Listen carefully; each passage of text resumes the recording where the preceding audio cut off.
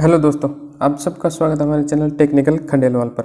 और आज हम देखेंगे दोस्तों फीमेल रिप्रोडक्टिव सिस्टम, इसकी एनाटॉमी देखेंगे हम, इसका एक्सटर्नल जेनाइटेरिया है वो देखेंगे। तो आज का ये वीडियो आपको पूरा देखना है दोस्तों। अगर वीडियो आज आप पूरा देखते हो तो आपका एक भी डाउट नहीं बचेगा फीमेल रिप्रोडक्टिव सिस्टम से। आपको ये आपकी बेसिक नॉलेज के लिए भी ज़रूरी है और कंपटीशन एग्ज़ाम के लिए भी ज़रूरी है।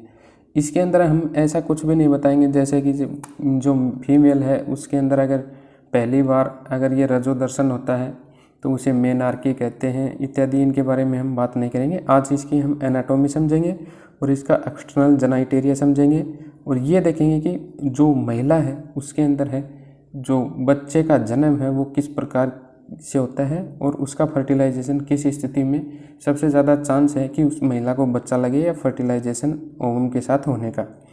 तो हम इसके अंदर देखेंगे दोस्तों, सबसे पहले जिस महिला है जो इसकी वजाइना है वो हम उसको एक्सटर्नल जेनाइटेरिया कहते हैं। लेकिन उसके अलावा दोस्तों इसकी जो एनाटॉमी है उसके अंदर हम देखेंगे कि कई पार्ट होते हैं। जैसे मेन होता है फंडस या यूट्रस, जो जिसे हम हिंदी में बच्चादानी या गर्भाशय भी कह देते हैं। तो सबसे पहले चलिए हम स्टार्ट करते हैं। जो महिला है उसका जो एनाटॉमी है, मतलब जो अंदर के पार्ट हैं, उसकी हम पूरी चर्चा करेंगे। उसके बाद हम आपको ये भी दिखाएंगे जो महिला है उसका जो एक्सटर्नल पार्ट होते हैं, एक्सटर्नल जेनाइटेरिया, उसके अंदर हम ये देखेंगे। लेकिन उससे पहले हमें देखना है जो एक्सटर्नल होता है दोस्तों, उसके अंदर हम ये देखते हैं। एक्सटर्नल में केवल हमें इतना ही दिखाई देता है। आज हम आपको इस वीडियो में पूरा बताएंगे दोस्तों। अगर आपको इस वीडियो को देखने के बाद कोई डाउट रहता है तो उसमें मेरी गारंटी है दोस्तों, एक भी डाउट नहीं रहेगा। तो इसके अंदर हम बात करेंगे कि जो बच्चा है वो लगने की सबसे ज़्यादा संभावना कौन से टाइम रहती है और कौन से टाइम नहीं रहती, उसका बिल्कुल लाइव आपको प्रूफ दिखाएंगे और वो भी एक डायग्राम के माध्यम से। ये दोस्तों आपकी बेसिक नॉलेज ही बढ़ाएगा। अगर आप इस वीडियो को पूरा देखते हो तो आपका बेसिक नॉलेज 100% बढ़ेगा दोस्तों, आप औरों से आगे निकलोगे। आप एक बार विश्वास कीजिए और वीडियो को कम से कम पूरा देखिए, या आधा देखेंगे तो उसके बाद आप पूरा देखे बगैर जाएंगे ही नहीं। तो ये तो है दोस्तों इसका जो महिला होता है उसका एक्सटर्नल जेनाइटेरिया होता है, ये टोटल पूरा मिलाकर। और ये है दोस्तों इंटरनल, ये हम आपको बता देते हैं इंटरनल है। और जो महिला के अंदर जो हम बोल देते हैं अपनी देसी भाषा में पीरियड्स आते हैं, वो पीरियड किस प्रकार के होते हैं, टाइम बोल देते हैं, पीरियड बोल देते हैं, उसे मेंशंस बोल देते हैं, या वो सब ऐसे होता है दोस्तों। ये पूरा डायग्राम मैं आपको पूरा समझाऊंगा कि कैसे आता है, कैसे महिलाओं में जो पीरियड है वो अक्सर बोलते हैं मेरे 4 से 5 दिन की ब्लीडिंग होती है, तो पीरियड टाइम कितना होता है वो सब हम पूरा इस वीडियो में कवर करेंगे। लेकिन स्टेप बाय स्टेप करेंगे दोस्तों। महिला का तापमान कितना रहता है पीरियड के दौरान वो सब इसके अंदर बताएंगे। अगर आप एक महिला हैं तो इस वीडियो को ज़रूर पूरा देखिएगा, आपको इतना नॉलेज हो जाएगा कि उसके बाद आप खुद ऐसा लगेगा कि हाँ मैं अपने बारे में बहुत कुछ जानती हूँ। तो सबसे पहले हम देखते हैं जो महिला है उसके अंदर, पहले हम एक्सटर्नल पार्ट देख लेते हैं जो हमें बाहर से दिखाई देते हैं बॉडी के अंदर।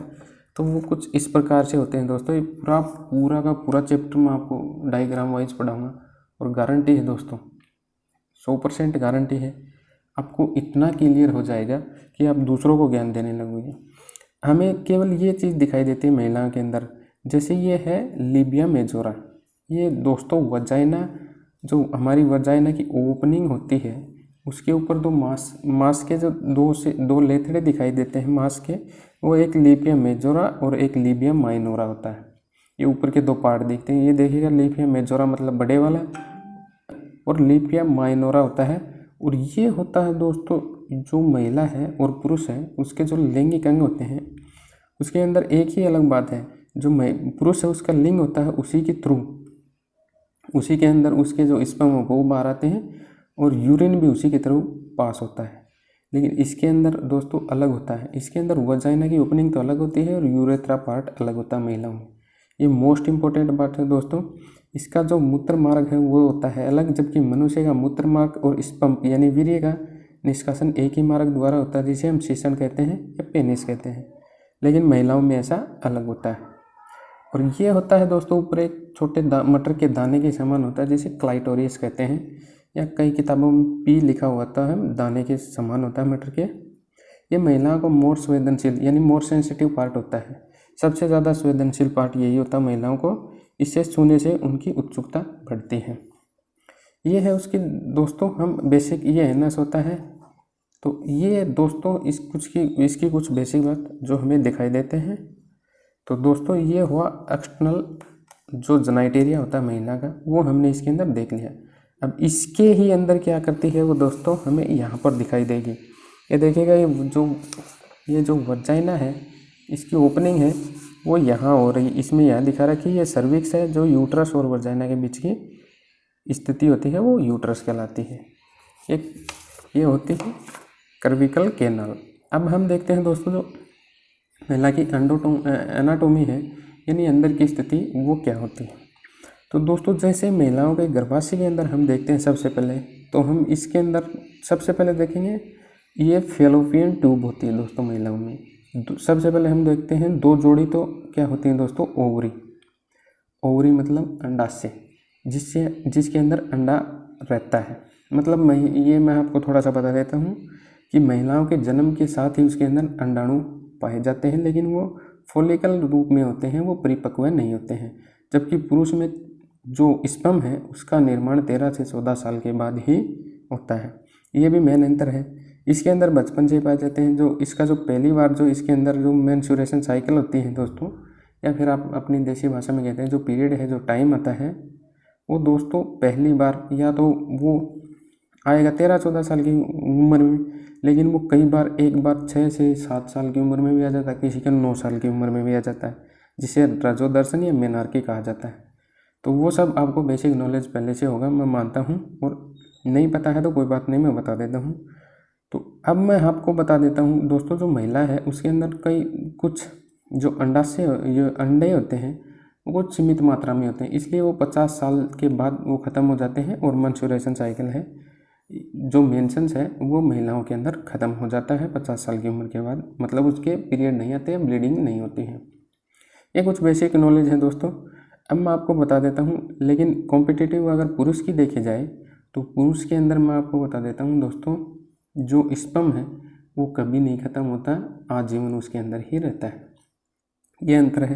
अब मैं आपको बता देता हूँ दोस्तों, ये जो 2 दिख रहे हैं, एक यहाँ, ये एक यहाँ, ये महिलाओं के अंदर 2 ओवरी होते हैं, इसी के अंदर अंडाशय होते हैं, अंडे होते हैं। ये इसका अंडाशय है, इसी से अंडा फॉलोपियन ट्यूब की सहायता से यहाँ फंडस में आता है, या इसका जब इसके साथ जो फर्टिलाइजेशन, मतलब किसी पुरुष का स्पर्म यहाँ से जाता है और उसके साथ अगर फर्टिलाइजेशन हो जाता है तो वो अंडा बन के यहाँ गर्भाशय की एंडोमेट्रियम लेयर होती है, ये जो दोस्तों एंडोमेट्रियम की लेयर होती है, वो यहाँ पर आकर चिपक जाता है और वहीं पर उसके बच्चे का विकास होता है, यानी बड़ा बच्चा वहीं पर होता है। अब मैं आपको सबसे पहले बता देता हूँ, इसमें 2 ओवरी होती हैं, इसी के अंदर अंडा होता है दोस्तों। जो ये 2 ओवरी होते हैं, इसमें अल्टरनेटिव रूप में, मतलब एक बार एक में एक बार एक में अंडे का निर्माण होता है, और वो यहाँ के रास्ते थे यहाँ पर, अगर उसके साथ फर्टिलाइजेशन हो जाता है तो ठीक है, वो यहाँ पर आकर दस जाता है, अगर नहीं होता तो वो बाहर मेंसेस यानी पीरियड के रूप में बाहर निकल जाता है। एक साथ 2 अंडे कभी नहीं आते, एक ही ओवरी से एक अंडा यहाँ पर आता है। अब मैं आपको बता देता हूँ दोस्तों, ये फेलोपियन ट्यूब होती है जो फंडस से मिली होती है, ओवरी और फंडस से। फंडस गर्भाशय होता है, गर्भाशय की 3 लेयर होती हैं। सबसे अंदर की लेयर होती है दोस्तों एंडोमेट्रियम, बीच की लेयर होती है मियोमेट्रियम, और बाहर की लेयर होती है पेरीमेट्रियम। ये 3 लेयर आपको याद रखना बहुत ज़रूरी है, क्योंकि जब बच्चे का जन्म होता है, जब बच्चे के साथ अंडे के साथ फर्टिलाइजेशन होता है, तो बच्चे का जो पूर्णतः विकास होता है वो एंडोमेट्रियम के अंदर ही होता है, वो यहाँ पर आकर दसता है और यहीं पर उसका विकास होता है। ये होता है दोस्तों सर्विक्स, मतलब ये क्लोज है।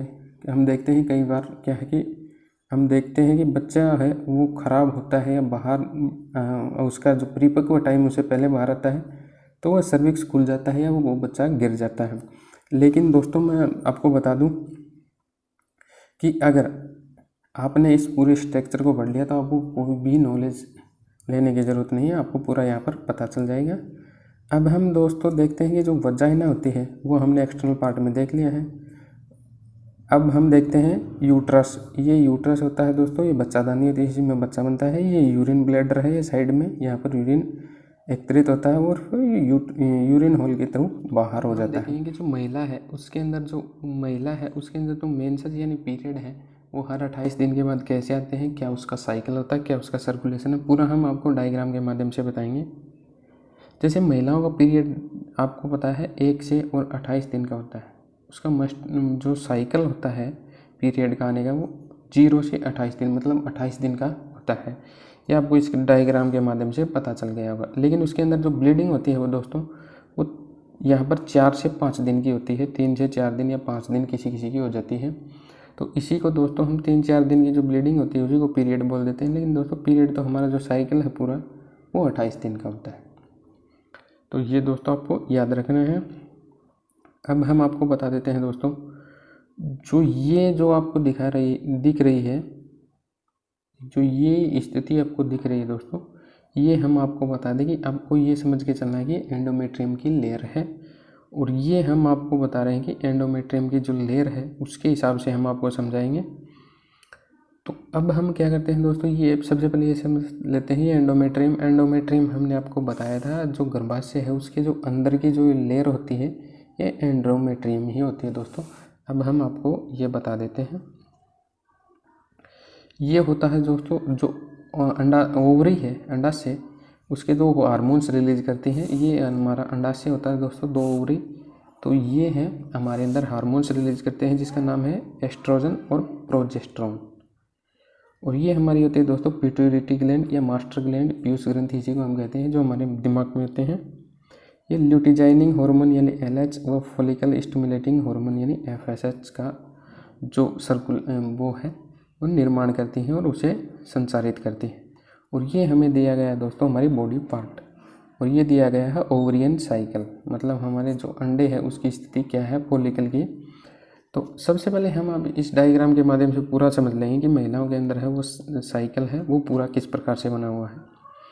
तो हम ये आपको बता देते हैं दोस्तों, ये जो 4 से 5 दिन होते हैं लास्ट, जिसके अंदर ब्लीडिंग होती है, उसके अंदर हम देखेंगे जो हॉर्मोन्स है उसका सर्कुलेशन बहुत कम हो जाता है।